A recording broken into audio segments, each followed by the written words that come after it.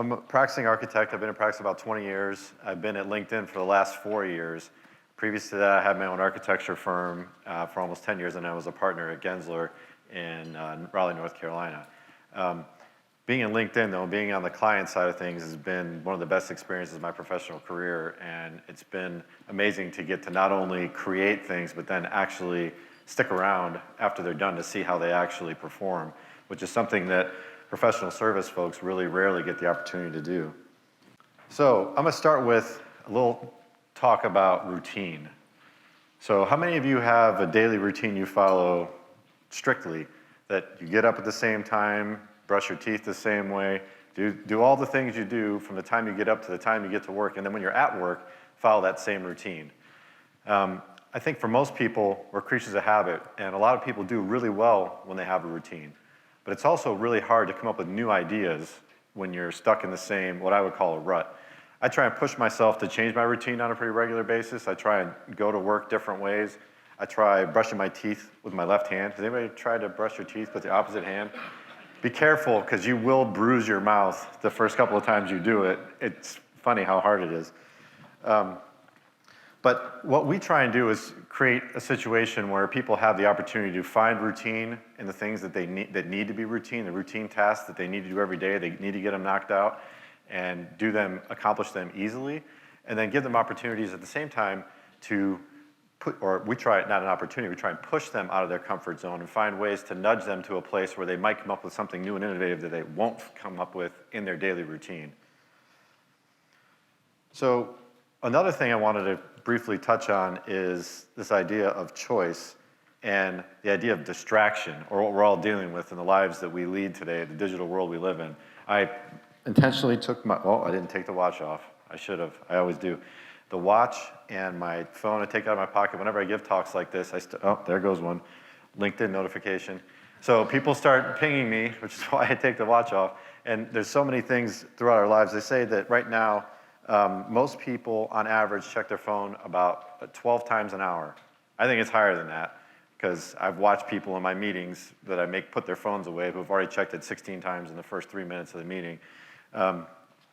And so it's harder and harder to find time to think. And then on top of that, we're bombarded with choices we have to make through the course of the day. If you ask the internet, right now the conventional wisdom is it's 35,000 choices a day. And I think that's kind of ridiculous, because that's a choice every 2 seconds. And getting down to things like whether I should breathe right now or not are not really choices. I think the point is there are a lot of choices that we all have to make every day. So why don't we just create a workplace where people don't have to make any more choices? We make all the choices for them, because we're the experts.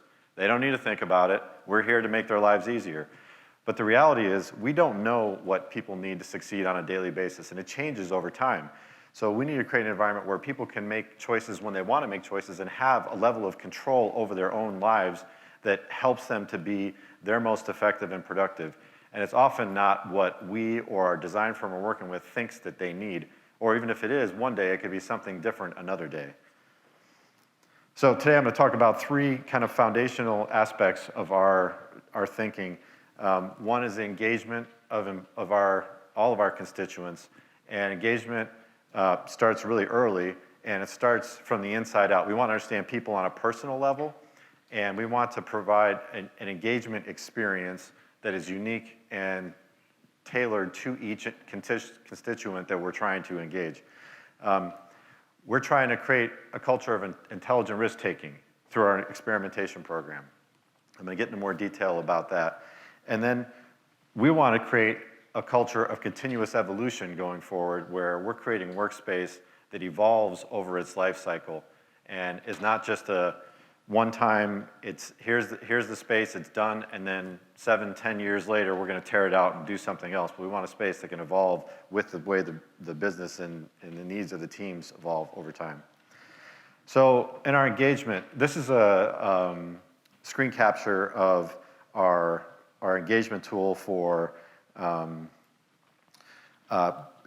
new recruits when they're coming in, and it's basically a way for them to do a virtual tour of every site. So if you have an interview, in your email that comes up with your interview schedule, you get a link to this, and you can go do a virtual walkthrough of that office that you can do your interview in.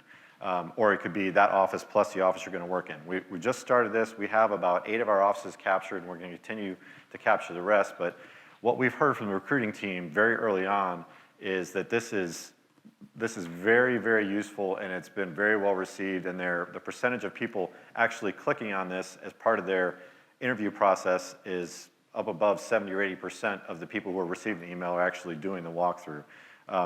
And the firm that creates this, the company, they've told us that they've never had any other company do this, which I was really surprised at, that no one had been doing this yet. It's very simple, but it does give people a sense of what the spaces feel like before they ever come. And for us, it's a really important part of our recruiting process.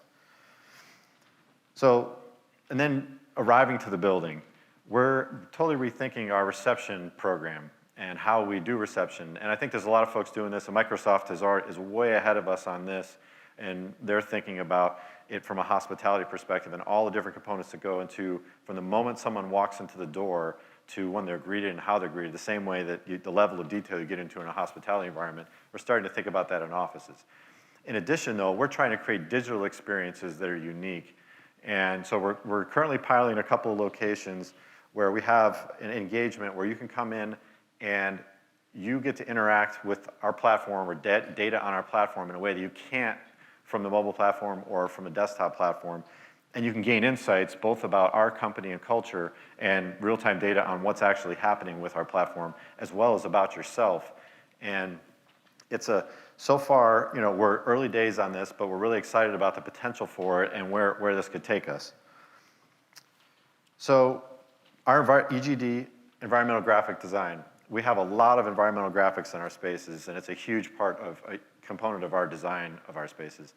But now we're starting to think about them beyond static, two-dimensional sorts of things. And we do have a lot of three-dimensional engagements that allow people to come in and learn something about themselves as a team, but those tend to get stale pretty quickly, and we spend a lot of money on them, and they can be really cool, but 3 months in, you only want to do that thing so many times before you're kind of tired of it.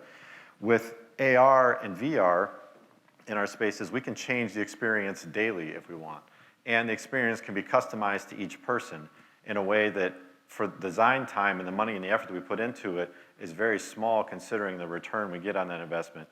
We can use it for fun, we can use it for information, or even education of people in our spaces. So we're just getting started on this as well. We have a few installations that have gone well, and we have a bunch more to come. We're really excited about the potential for this.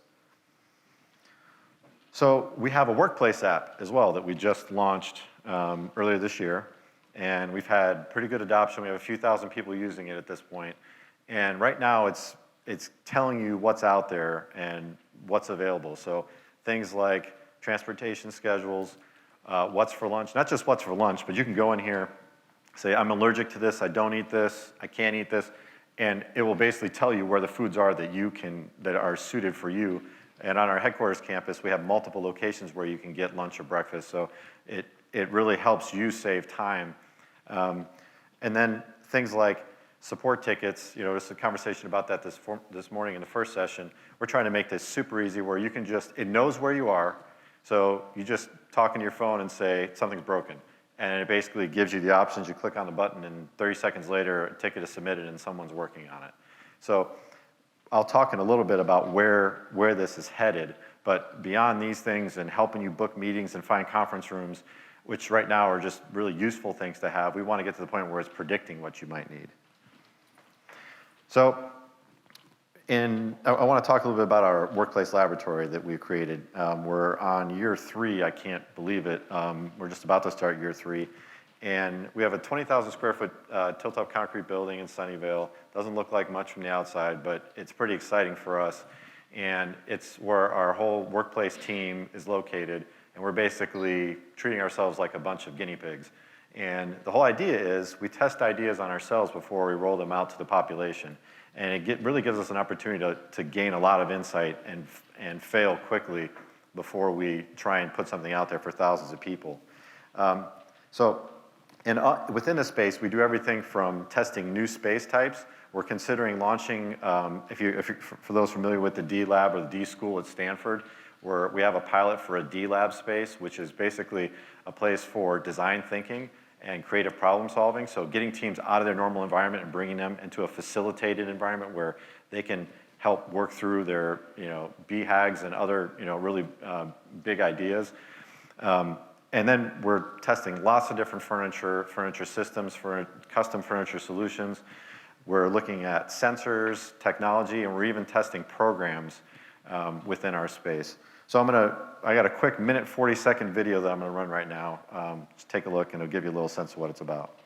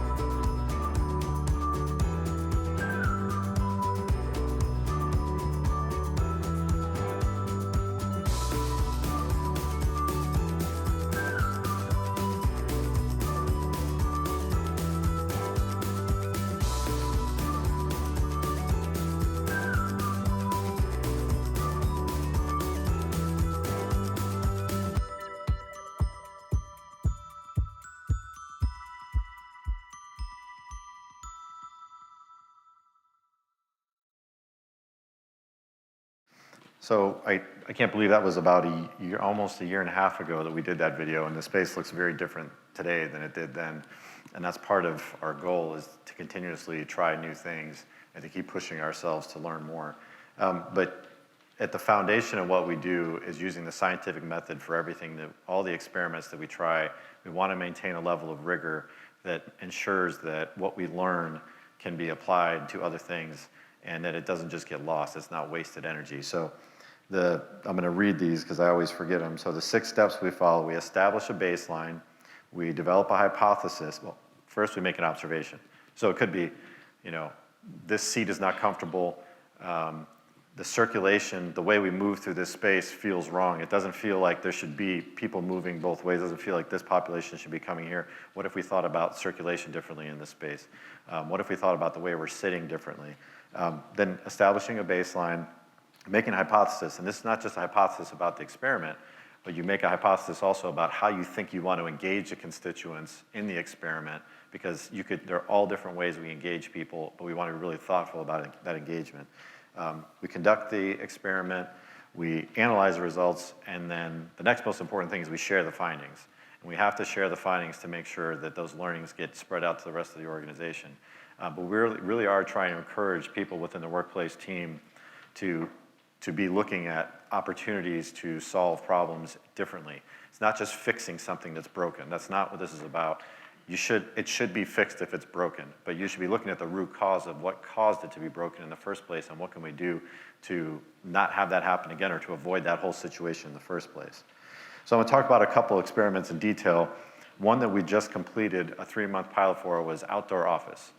And we basically created outdoor office space that is one-to-one, the same as indoor workspace. We had 8 seats out there and a couple of comfortable settings. This was something that we just set up. You could tell from the video, this is the same space in the front of the building. And the goal was to find out, anecdotally we can say, and from all the literature is out there, that being in nature is a good thing, and we want to spend more time in nature. But the question is, if you do the same task for 2 hours outdoors in a really nice controlled environment where the sun is not in your face, you don't have bugs crawling all over you, you have a nice monitor that you plugged into and you didn't have to worry about anything, you didn't do any extra effort, you just walk out there, sat down, and started working, would you somehow be better off after the 2 hours you spent outside than inside? It's proven more challenging than we thought to capture that, to know, was it actually better off? But anecdotally and from people's feedback and the commentary that we've gotten, people very much appreciated the opportunity to be able to work outside and to have that option. And when they did, they felt that they could have done it one-to-one. They would rather have been outside. And that was a temperature range, 70 to 82 degrees is what we found is where people really like being outside. You get much cooler or hotter than that, and they really don't want to be out there. But we had super high utilization of this for the entire 3 months that it was out there.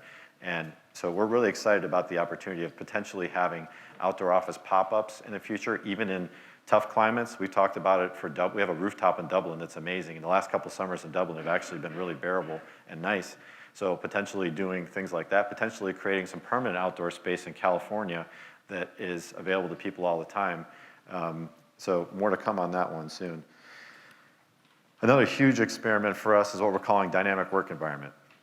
And this is basically a team-based seating solution, but it's really based on trying to help people work at their highest and best level, take high-performing teams and make them even more high-performing.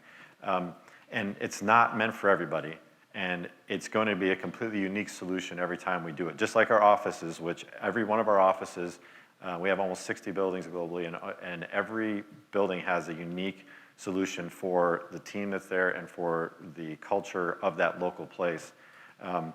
But it's going to require a lot of engagement way beyond the level that we've typically done with our staff, and but it has a potential to completely transform our opportunity to grow and to scale, because this, and it was talked about a lot about in the first session, can't keep up with this pace of growth. There's physically just not enough space to take down anywhere to keep up with this pace of growth, and from a sustainability perspective, it's really not that responsible. So we're really trying to find ways to make more of the space that we have. And the other thing is, and I guess Tracy made a comment about people having meetings on multiple floors all in the same call. When you make really good VC and great conference rooms, people get lazy, and it's like, I don't want to walk up the stairs one flight because I can just talk, the room is right here, I can just go in here.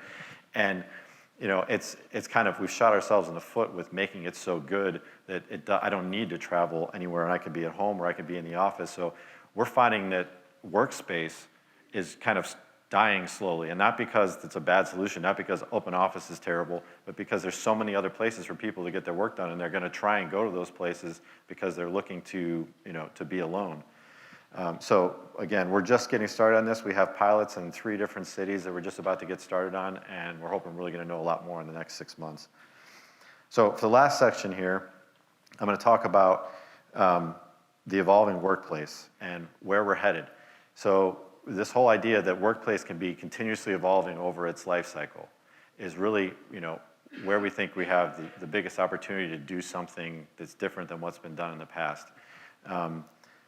And work keeps changing at a faster and faster rate, and we're watching the team dynamics change and people working on multiple different teams and changing projects. And again, this was mentioned in the last session, is the tech industry moves so fast and change happens so fast, and it's down to minutes and seconds of when something is released, and we're still on years.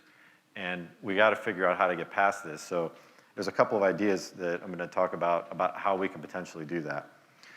So the first thing are the deliverables we ask for from our design partners. What we're working on right now is completely going beyond the typical deliverables from architecture firms of programming, schematic design, design development, construction documents. We want them to create a suite of tools that tell us how the space can evolve over its life cycle. And this could be things like densification plans that are done ahead of time that talk about all the places where you can add additional seating.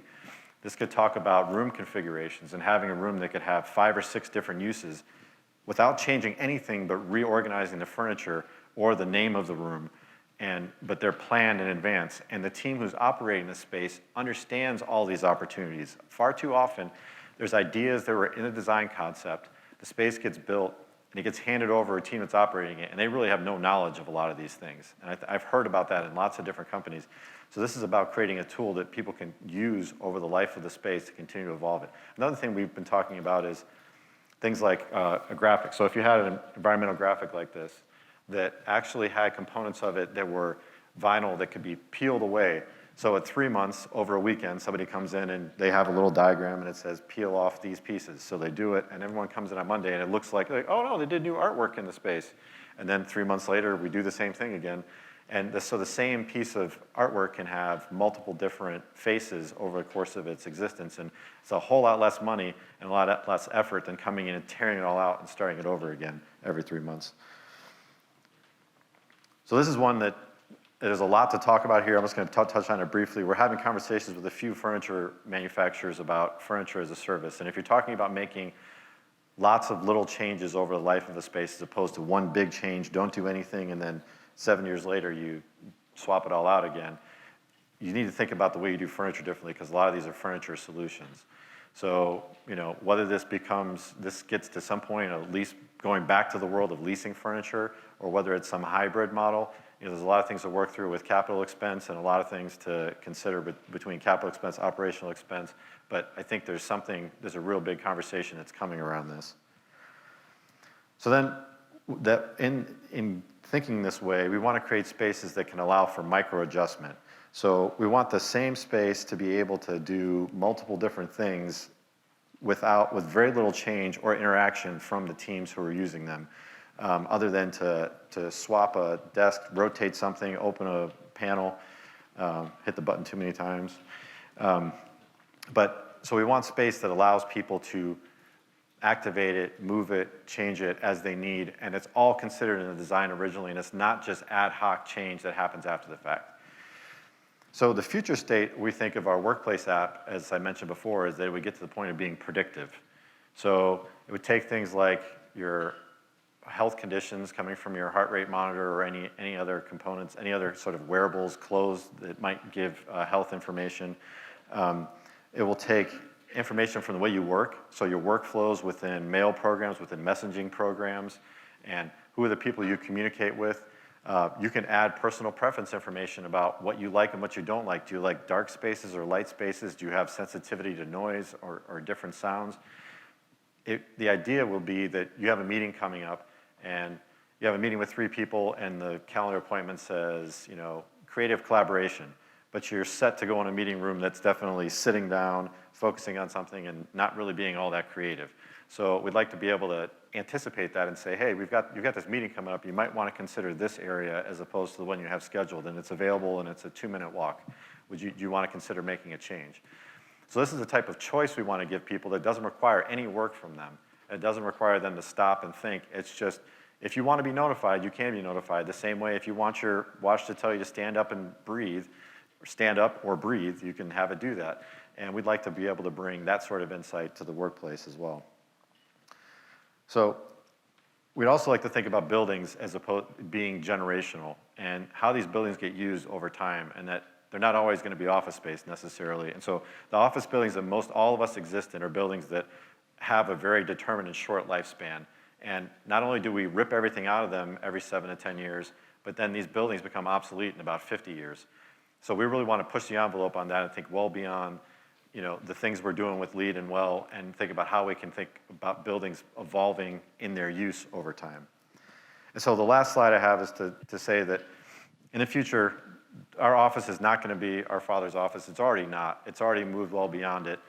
This is an image of the Chinola Hotel. I've used this so many times at this point, I think they should pay me royalties. If you haven't been there in Detroit and gone to Chinola, you should stay. If you go to Detroit, stay there. It's amazing. And I show this image because it's an amazing space right on the ground floor that you cannot help but be drawn into when you walk by it, and you just want to spend time there. The way it looks, the way it feels, the people that are in there talking, there's something about this space that every person I've talked to has been there, wants to spend all their time in this space. We hope that the space is completely unique at every location and continues to be the way that it is now for us. But we want the spaces to be informed by user feedback, insight, real-time data that's helping us adjust and adapt those spaces as they need to be adjusted and adapted, so that people are getting exactly what they need when they need it. Thank you very much.